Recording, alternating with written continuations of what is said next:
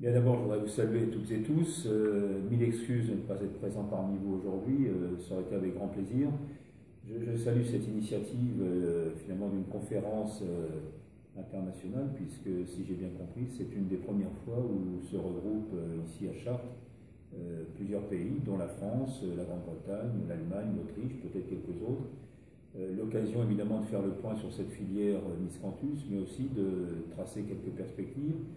Alors, bon, vous le savez sans doute, à la FNSEA, nous sommes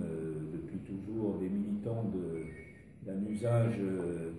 pluriel, si je puis dire, de la ressource agricole. La biomasse, évidemment, fait complètement partie aujourd'hui de nos débouchés. Il y a parfois quelques critiques, il faut l'admettre, mais en même temps, nous savons bien que dans ce qu'on appelle un bouquet énergétique, dans une combinaison de solutions, à la fois bien sûr pour des besoins énergétiques, mais aussi pour des besoins en termes de construction, en termes aussi d'isolation, cette biomasse agricole et le Miscanthus singulièrement apparaissent aujourd'hui comme des solutions tout à fait intéressantes, durables, parce que là aussi on peut combiner à la fois par le volet agronomique, par une culture qui est économe à la fois en termes d'intrants, sous toutes ses formes, y compris d'ailleurs sous forme d'eau, et on sait que la bataille de l'eau dans notre pays est difficile, mais également capacité pour cette plante d'apporter une ressource importante, complémentaire d'ailleurs souvent à d'autres formes, on pense au bois énergie en particulier ou à d'autres usages, tout ça finalement rentrant dans un schéma de filière. Et je crois que ce qui est important désormais, avec à peu près 3-4 000 hectares désormais de culture en France, c'est de pouvoir faire la démonstration que l'agriculture, à la fois par ce développement de production de Miscanthus, s'insère de plus en plus comme étant un des partenaires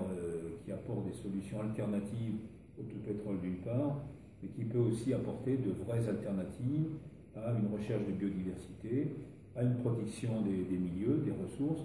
On sait qu'on a un certain nombre de territoires, et il y en a en région centre, qui sont très sensibles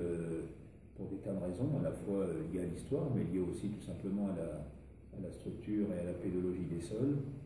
Donc voilà, une culture qui peut parfaitement répondre à un certain nombre de conditions. Reste un point quand même sur lequel il nous faut là, nous renforcer au plan communautaire, et la FNSEA apportera évidemment son concours, c'est de faire en sorte que par la PAC, dans la politique agricole commune, on reconnaisse cette culture comme étant une culture qui peut elle aussi bénéficier évidemment des soutiens PAC. C'est une condition importante à son devenir, à sa pérennité. C'est aussi une des conditions évidemment nécessaires au développement de ces cultures, et encore une fois au développement de la filière. Je crois que tout est réuni aujourd'hui parce que, à la fois évidemment les pionniers de la culture ont su démontrer que ça n'était pas une culture gadget, qu'elle avait vraiment un avenir et qu'elle pouvait être maîtrisée. Quand on combine à la fois un volet recherche en amont par exemple sur l'évolution génétique et sur l'amélioration des variétés, quand on peut aussi répondre à un autre souci, puisque ça fait partie quand même ça a fait partie en tout cas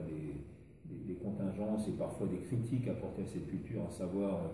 un risque de dissémination. Je sais qu'aujourd'hui les nouvelles variétés, triploïdes en particulier, évitent ce type de risque. Donc voilà, il y a un ensemble de conditions aujourd'hui qui semblent réunies pour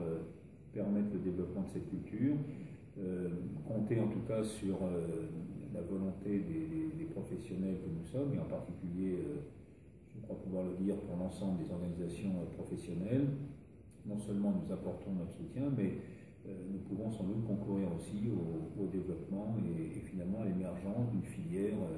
qui en soi peut devenir une grande filière alternative à d'autres, et en tout cas qui s'insère parfaitement en termes de complémentarité et de synergie à l'ensemble des productions que nous savons développer en France et en Europe. C'est le vœu que je formule d'ailleurs en ce début d'année. Donc bravo pour cette initiative, et puis surtout faisons en sorte que par les quelques pays qui s'intéressent à cette culture, nous soyons en capacité, via le COPA, via la Commission européenne, via le Parlement européen, de porter là aussi un intérêt peut-être plus important, et avec un rayonnement là aussi plus important qu'il ne l'est aujourd'hui auprès de tous ces décideurs. Bonne journée, bons travaux à vous tous.